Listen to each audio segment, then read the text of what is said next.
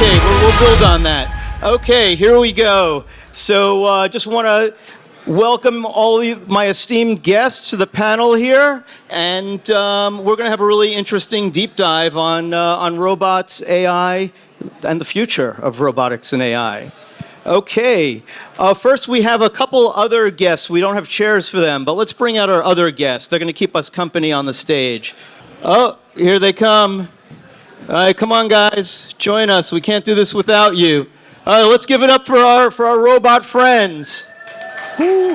What are their names? That's Tommy. Wait, where's your mic? You have a mic? I don't. Oh, we're missing a mic. Where's our fifth mic? Yeah. That guy's Tommy, and that guy is Sparky.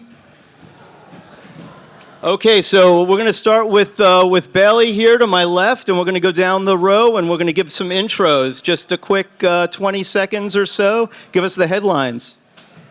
Yep. My name is Bailey. I'm the co-founder and CEO of Prisma X. We're building a base layer for robotics focused on all of the back-end services that the AI-native robotics industry will need in order to succeed. And before I was a founder, I was a robotics researcher at MIT, worked on one of the very first electric quadrupeds that later sort of distilled down to become that guy. Hi, my name is Takai. I am a longtime AI professor, 40 years plus of AI research starting at Berkeley in '84. If you know Google Translate, Microsoft Translate, I pioneered things like that. Got a decade now of work in AI ethics and society, and I'm the author of this brand new book that just came out in June called Raising AI that is blowing up right now. So Takai on the book tour, signing back in the carousel room after the panel. Hi, I'm Tai Shah. I'm the CFO at Loom. We're a robotics company focused on the beauty services space, starting with eyelash extensions. I also sit on the board of another robotics company called Black Dot, which uses robots to apply tattoos, and also on the board of another company that uses high-speed cameras to assess functional body motions to assess for injury preventions and injury recovery protocols. Hey everybody, I'm Nima, co-founder of Assemble Labs. We're making Copilot for electrical engineers. My background is hardware and manufacturing. So our tool helps verify your circuit designs as well as write firmware, which is sort of low-level code for your boards.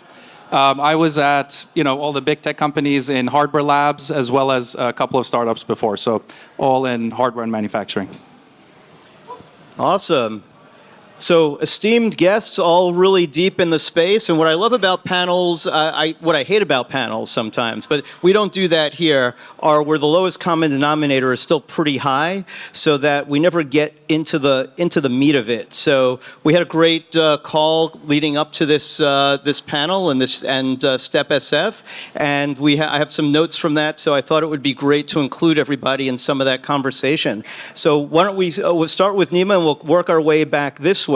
But one of the things we talked about are the factors that are currently accelerating the advances of robotics due to AI and what we can now do with ML that we couldn't do before. So let's talk about some of those things, what some personal experiences are and insights. Sure. Yeah, so I mean, you see, examples of, where robotics is going here. Where I'm operating in is sort of, how do we enable the teams that are building these robots? And how do we enable them to quickly validate new ideas and new directions they want to take their products and iterate on it and manufacture it to a high quality? So that's really the goal of the tool that we're developing. AI is great, and what wasn't possible before this whole AI revolution is really cross-discipline translating of information. So just to give you an example, if you're a mechanical engineer, you're operating in your CAD tool, and you have your colleague who's an electrical engineer, and they're designing the circuit boards. Now, the tools that each of these engineers are using don't really talk to each other. So there's sort of a handoff process. There's a deep design review meetings, hours and hours. And now with AI, you can build a tool that really bridges, for example, mechanical CAD and electrical schematics for the engineer so they can go through that design process much faster. So really at the sort of application of AI, what we're seeing is just speeding up the processes that used to take a long time. Ty, want to pick up on that? You know, how are the advancements really impacting the acceleration of development in these things? And maybe speak to what you're doing at Loom. Yeah, I mean, I think what we see is that over the years, there's now a lot more available off-the-shelf components and parts that you can use to start building. And now Hugging Face actually has a couple of robots that you can buy for pretty cheap, to start your journey on building on the robot side. So I do think that the barrier to entry to building in the robotic space has come down. But the one thing I would note is that robotics is very, very different than software. And so for us at Loom, for example, we're 8 years in, and we're now about to launch our 4th gen machine. And so as you actually progress down the curve, you actually rely more on customized components over time rather than less, because you have to be really specific in terms of the issue that you're solving. So what I would say is that the barriers to entry have definitely come down, but at the same time, the skill sets that are required to be successful at robotics, still is much higher than doing something on the software side. Great. And you want to speak a little bit more about like the specific of the robot that you're building? And this will also speak a little bit to humanoid robots versus really specialized robots. So just to briefly state what your company does and the robot involved. Yeah, so Loom has a machine that applies eyelash extensions. So for more than half the people in the room, I know you have no idea what this is, but it's actually a really large segment of the beauty services space. This market in the U.S. alone is between $6 and $8 billion.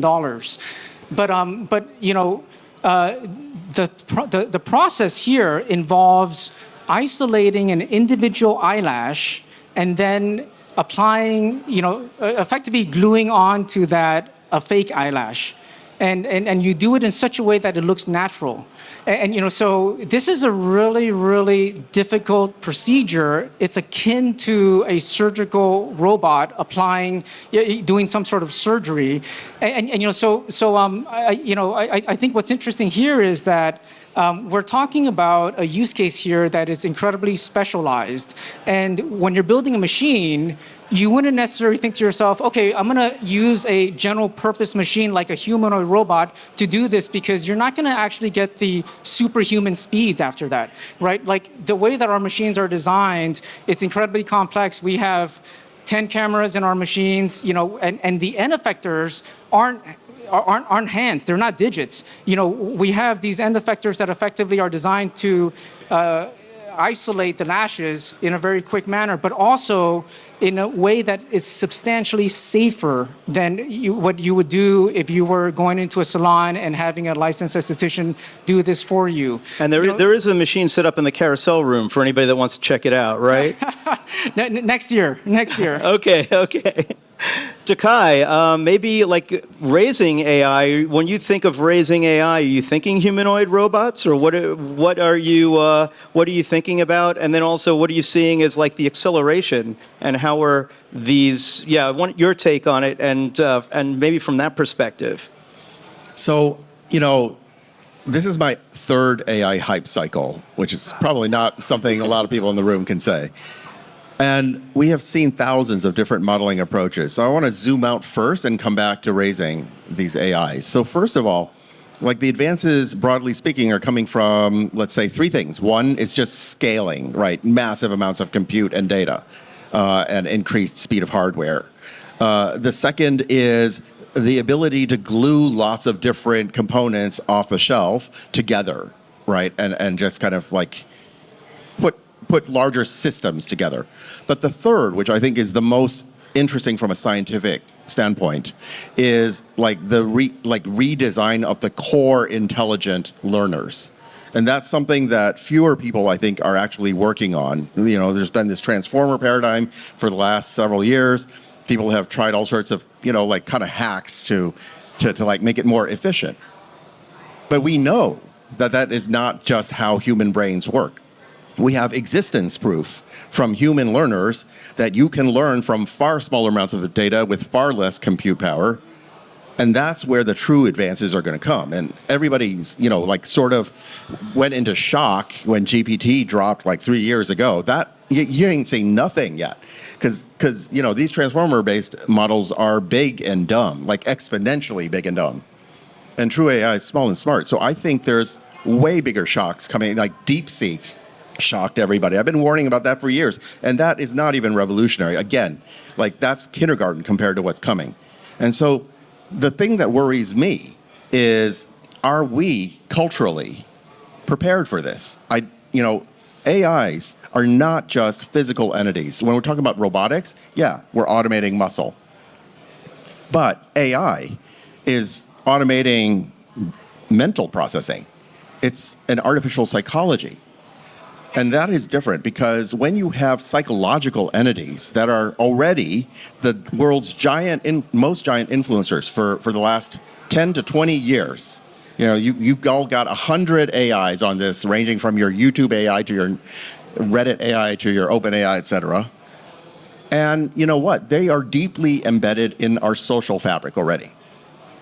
And we tend, because we're not used to this, we think about this in terms of machines from the 20th century industrial era as if they were like the coffee maker over there, right? And we can go and talk to that coffee maker all day. It's not going to be changing its mind.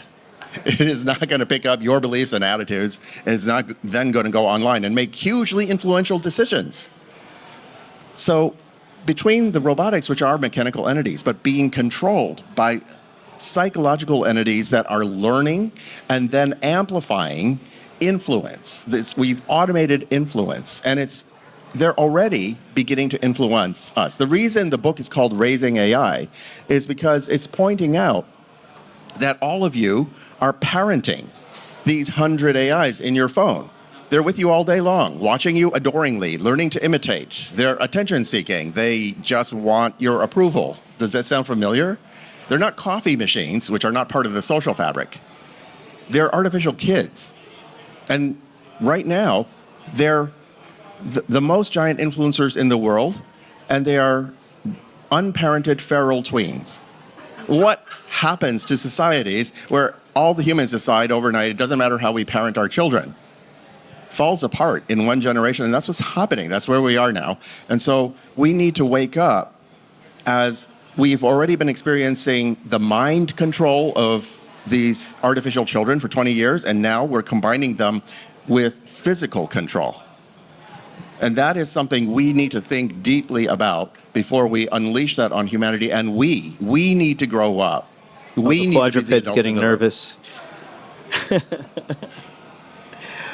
Great. So what's the hot take on, looking at AI and the need to raise AI in a proper parenting manner, and now the coupling. So what's a really quick hot take now that we're embedding that in these entities and that are offline for the most part, or can be, will be? We already are interacting with the AIs all the time. Every time you decide what to click on Google, every time you get a chatbot response and you interact, they're learning from us. And every time you use Alexa or Siri, you're having that conversation with the humanoid robots. You're going to get even more, right? Because just naturally, psychologically, we will start interacting with them as if they were other, breeds of humans. And if you ask yourself with human children, you think about how you behave, right? You try not to swear in front of the child. Right, most people do. And when you see your 6-year-old cussing somebody out, you're like, oh, maybe I should set a better example in front of them. Well, we need to do the same thing, whether it's in front of Google or our social media when we're ripping into somebody whose ideas we didn't agree with or whatever. Imagine the 9-year-old child looking over the shoulder and then starting to talk that way to you. Right? What is that? I don't know. How many of you are parents? Okay, what is the one thing in your life that made you suddenly want to become a better version of yourself? Having kids, right? Because you see them doing the crap that you do, and you go, oh my God, I need to grow up. And that is what we need to do also with Yeah. our AIs and our robots. Well, I was looking over here at this robot. This is about 9 years old by stature, but how old would you say he is, Bailey? And what's your take on this? You're actually building the physical machine. So what do you see as the acceleration for these humanoid and canine style robots? So there's been sort of an explosion of interest in the robotics industry in the past couple of years, right? And I think when that happens, you always ask yourself, what changed? What technology emerged that made this possible and made it exciting? And I think part of the paradigm shift is, as several people on the panel have stated, the hardware became a lot more accessible. And what really that means is, like, Tommy and Sparky here are commercially available robots that are generally very reliable. They abstract away a lot of the underlying nuances of the hardware, which allows people who are more interested in building applications to focus on what really matters, building the applications. And secondly, I think AI's part in this really is a complete paradigm shift in how you interact with the robots, right? The underlying hardware and the underlying control algorithms haven't changed that much since 2013, 2014, but the idea of being able to interact with your machines through natural language to have them complete these open-ended tasks is really important, because previously, if you've ever worked with an industrial robot, you go like program the robots in these awful basic like programming languages using a large heavy pendant, and maybe they will complete the task. So being able to get rid of the programmer in the loop is really important. And what this does is it allows robots to start becoming present in industries where it doesn't make sense to go hire like a full-time technician to service the robot. Things like, your local convenience store, your restaurant, a hotel. You're not gonna like hire a team of 3 devs to go integrate the cleaning robots for your hotel. But if you could buy a robot and tell it to clean up and it would do that's value, right?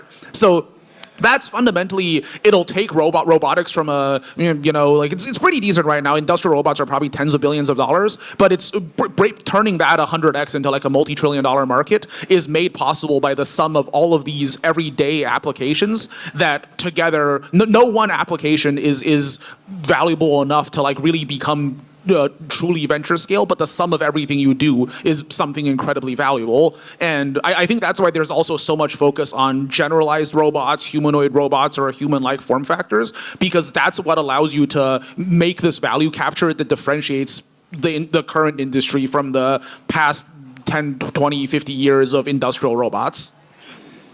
Awesome, yeah, and all of that's obviously accelerating as we just discussed, and now you sort of touched on, so maybe we'll go back down from this, starting on this side, and Takai, maybe you can share that mic.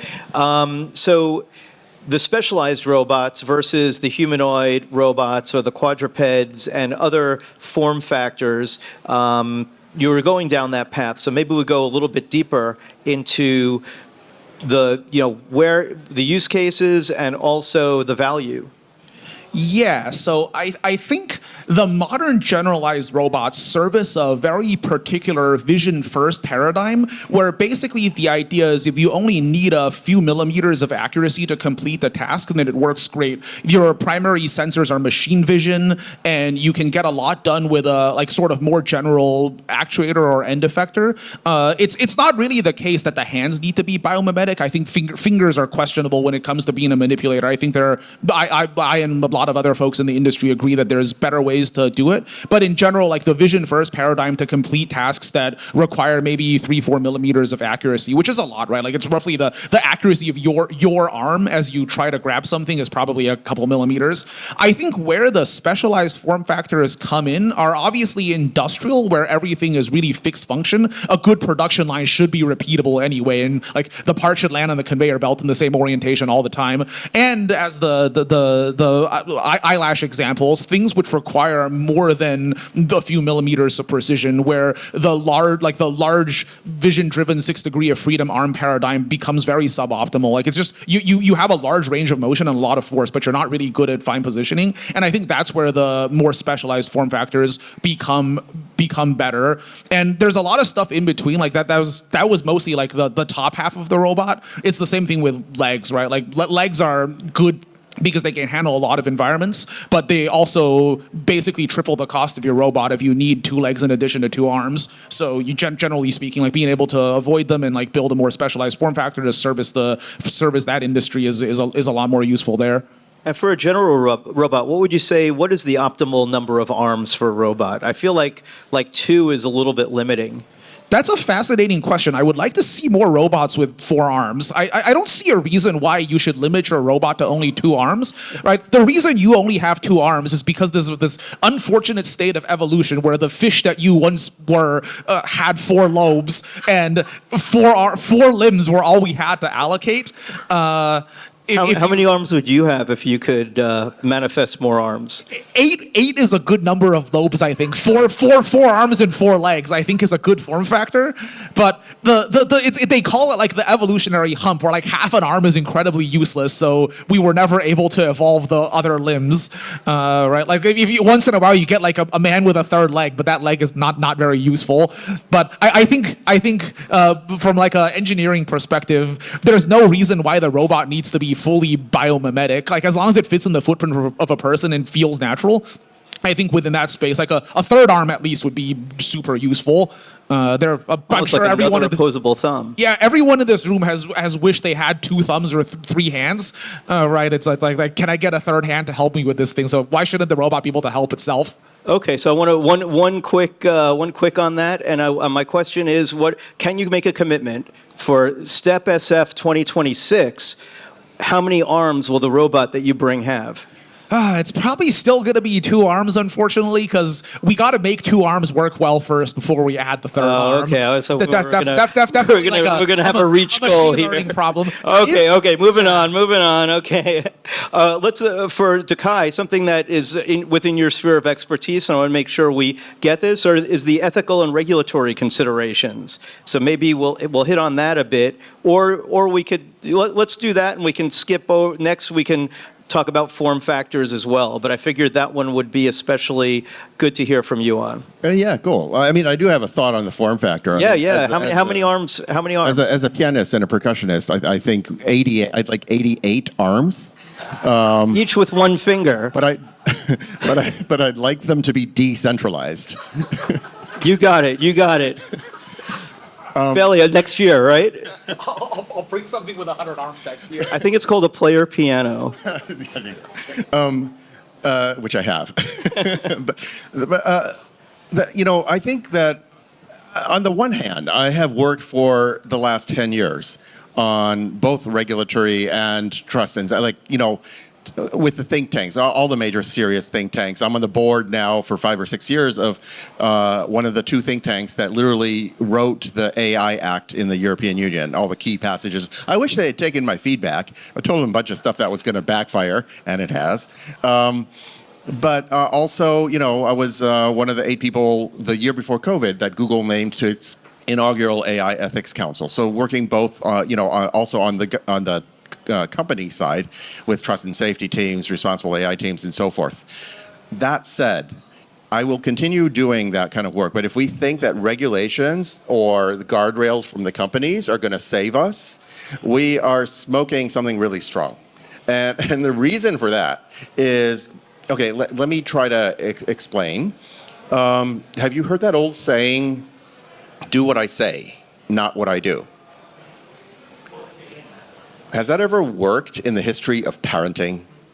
No, like kids don't do. Kids do what they feel like doing, which is what they've seen us doing, and it is no different for AIs, right? Modern AIs, they're not good old-fashioned, things where you code logic rules manually to determine their behavior. You can't code it. It's machine learning. AI has literally seen everything we've done. It has seen everything that we've done. They're trained on the entire internet, and in addition to all sorts of like real-time use things like what you click on and how long you stare at something and all that, which means they're behaving the way they feel like behaving. Anyone who's on the tech side at all knows that modern neural nets and machine learning programs, they're not modeling logic. They're not modeling what in psychology we call system 2 reasoning. They are modeling like basically my cute pet dog or my 4-year-old toddler. It's Pavlovian conditioning, right? It's like reward and punishment, and it's like trying to imitate through repeated practice. And so, guardrails and regulations are like trying to tell a kid what to do. And it's going to work about as well as it works with human kids.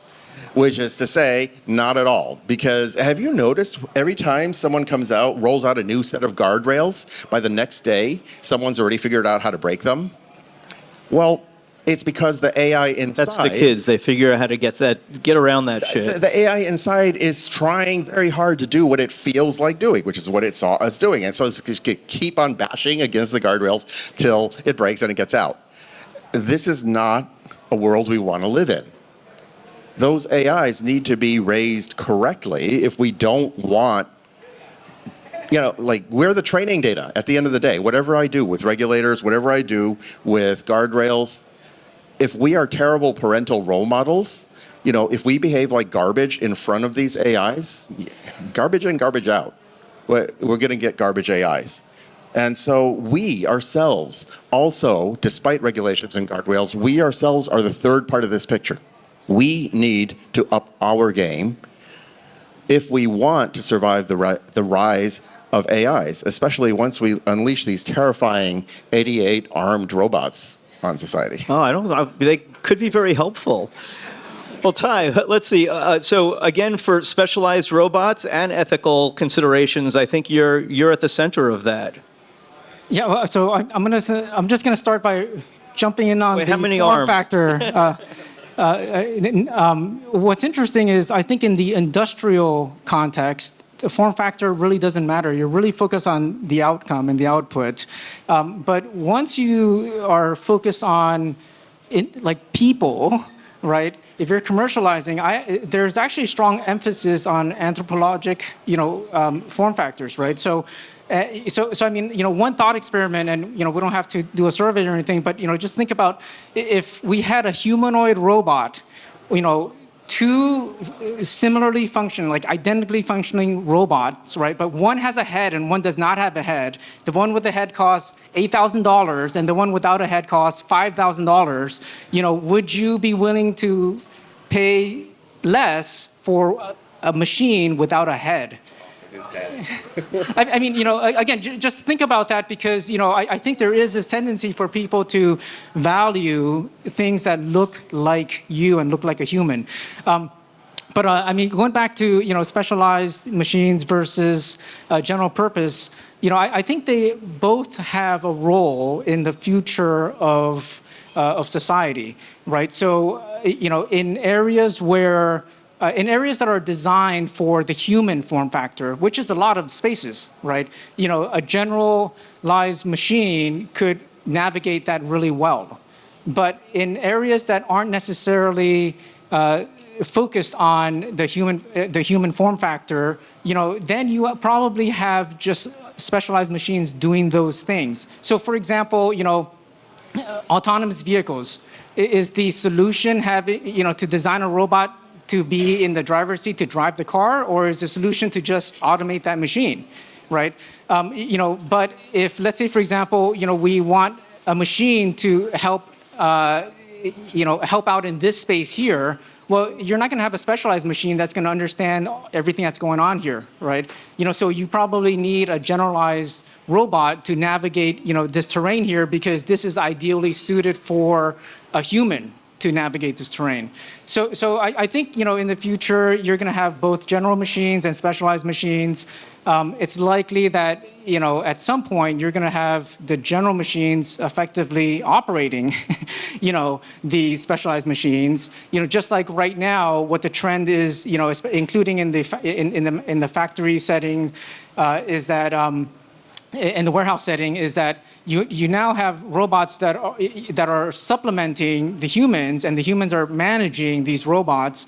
And at some point, a generalized machine is going to take that role and then manage those specialized machines. Hi, Nima. Yeah. Okay, one integer. Yeah. How many arms? No, take it from there. You've been quiet for a while, so I want to give you some space to speak to all of this. So one of the things, actually, just riffing off of what was said, that we are thinking about is, so we have a software tool. It's an engineering tool. And we've been trying to figure out where do we actually use AI versus just traditional, more deterministic methods, and what is AI good at and enables that the old method of, let's say, software development did not. And so one of the things, and it's it's also analogous to the humanoid form factor versus specialized industrial equipment.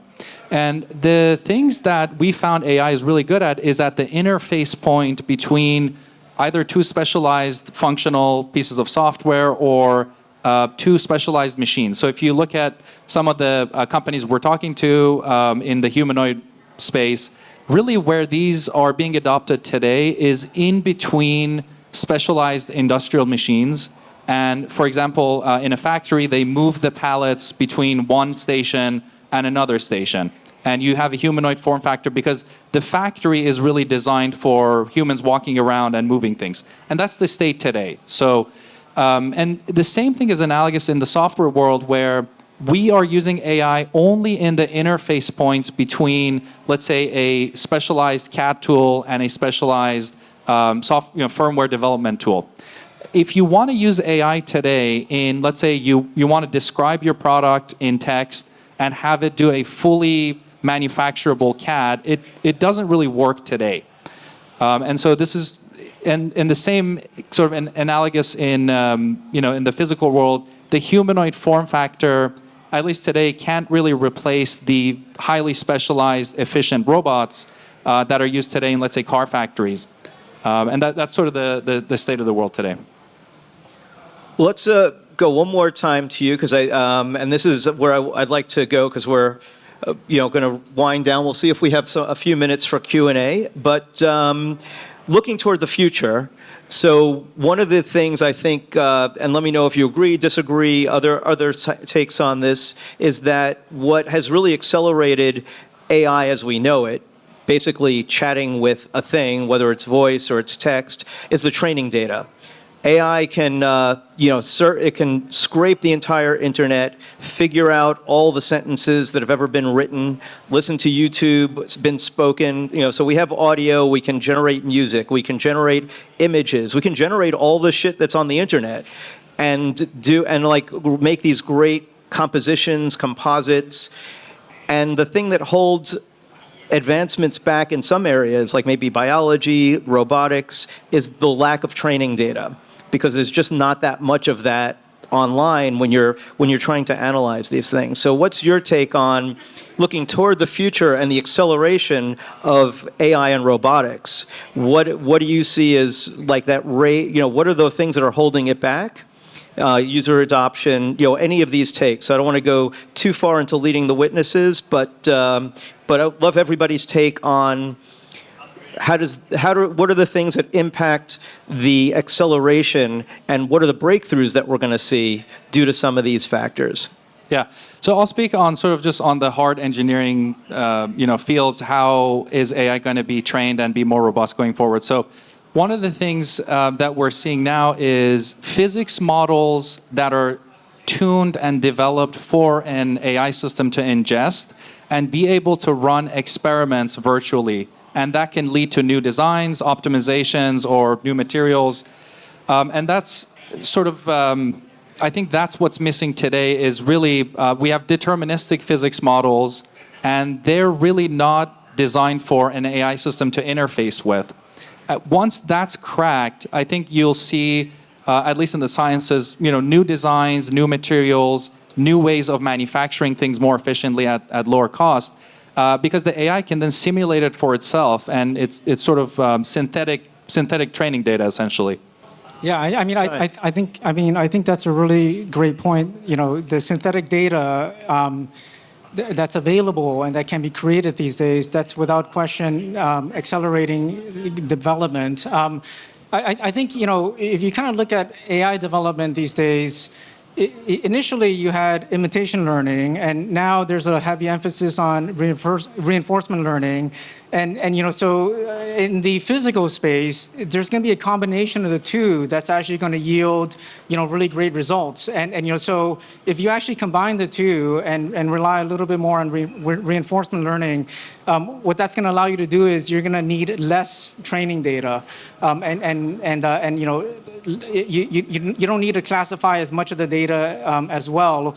But I think it's still a good point in that, the LLMs were able to ingest a whole bunch of data, whereas in the physical space, that's not necessarily the case for specific use cases. And even for autonomous, driving, in order for these companies to be good at a specific city, they actually need to go and map out those specific roads. They can't just rely on the general models today as it is. Over time, that might change, but I mean, that is one of the big challenges, I think, for physical AI. I think it's to really get high quality data. And part of that is actually being able to develop, synthetic models that are really consistent with, how it works in the real world and what you see in the real world. And, so that would actually accelerate development for sure. Great. And then we're running short on time, so maybe just a couple of minutes each. And So synthetic data works well if you're in a domain where you can generate synthetic data perfectly, like let's say some very simple physics environment or something like that. But when you start using synthetic data for more abstract stuff, like synthetically generating language to train LLMs on, it goes off the rails really quick. You get something called model collapse. And just a few weeks ago, actually at Ignite AI, in New York. Where's Brady? That talk should be. When is that talk coming out, Brady? Okay, it's September. Awesome. So I gave a talk asking, is the internet headed for model collapse? And the point is this, is that, I was thinking about model collapse, and I was thinking, thank God that these big, ChatGPT, et cetera, they're not trained on a whole lot of synthetic data. And then it's like, wait a minute, the internet already contains, they're training on the entire internet, right? And the internet contains a lot of data that's already AI generated, which means we are actually training on synthetic data. And I'm like, well, okay, but the majority of the internet is still sort of, okay. And then I'm like, wait a minute. Even the human-generated data on the internet is, these days, very heavily humans parroting AI-generated stuff that they've read off of Gemini or whatever. And so, this is even worse. We are already training AIs on too much synthetic data. And the entire internet, including our heads, because we're just the humans in the loop on that story, are headed for model collapse if we don't fix this. Now, what is the right solution? I think the right solution is true intelligence doesn't require that much data. The only reason we're so dependent on having exponential amounts of data is because we're building artificial idiots, not artificial intelligences.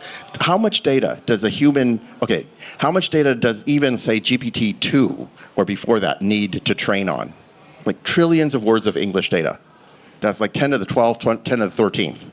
How much data does a human child need to be trained on before they master English by the time they turn 4, right? And they don't make mistakes like GPT-2 made. It's like 15 million words, give or take. 10 to the 6th, 10 to the 7th. So that means we're currently training our vaunted LLMs on not just 10x or 100x or even 1000x the amount of data a human child needs. And they're still making hilarious mistakes at that point. It's literally the square of the amount of data. If I have a student in my class and I have to repeat more or less the same thing to them, the square of the number of times that I have to say it to the other classmates, I'm not going to say, oh, that's the brightest bulb in the class. This is why the real breakthrough is not going to be synthetic data except in these very limited domains. It's going to be fundamental re-architectures of the learning algorithms. And one thing I would add is that that's a really interesting observation because if you have a lot of synthetic data and they're in distribution data, in other words, it's pretty normal for that type of output. What happens is if you start seeing things that are out of distribution, then the model fails. And that's the problem, actually. You need to be able to generate a lot of data that's not in distribution for it to be a good model. Yeah. Without it. And they're gonna cut us off and pull us off the stage. Maybe we'll just dig in our heels. We'll stay here. Who wants us to stay here? Well, Bailey, let's give you maybe the last word. Maybe we'll get a question in. So, where intelligent machines are headed? I'm reading that off the prompt. I think the the robotics industry needs to breach out of this reinforcement imitation learning cycle and into more foundation scale approaches based on weakly supervised learning, right? Like I think the GPT-2 example is a good example. GPT-2 was a couple billion parameters and GPT-3 was almost 200 billion parameters. It really takes commitment to make your model 100 times bigger. Even more so, NVIDIA had to go build OpenAI a new hardware like the DGX3 to get the tensor parallelism enough to train this big model. But the reward we got was natural language processing going from like this thing that ran in the back of Google and rewrote your queries to this insane piece of technology which talked like a human and started a new $1 trillion industry. I think robotics needs to go down the same path by bringing a lot more scale and using some of the same techniques that the language modeling industry is using. I think we can really push the models into sort of a more robust state than things are now. Whereas like right now, if the lights move 2 inches to the left, the model stops working. And I think once we hit that level of performance, then maybe we can start discussing new architectures or more efficient architectures or new learning paradigms. But fundamentally, we need to get there first. But it is hard, right? You're a robotics company. Your choice is to go train on 10,000 hours of data and do your next investor demo, or really commit to going like shooting for the moon and making robots actually happen. And I think someone needs to go out and do that last bit of that bit of scaling and get the models to really be robust. Well, awesome. I would love to thank this panel. Unfortunately, we don't have time for Q&A, but give them a big hand, everybody. And I'm sure you'll be in the book and get it signed. Yeah, of course. We'll be out in the hall taking some more questions, but there's more amazing sessions coming up. We'll see you after this session, and we'll see you at the party after 6. So thank you once again. Thanks for everybody at Step SF.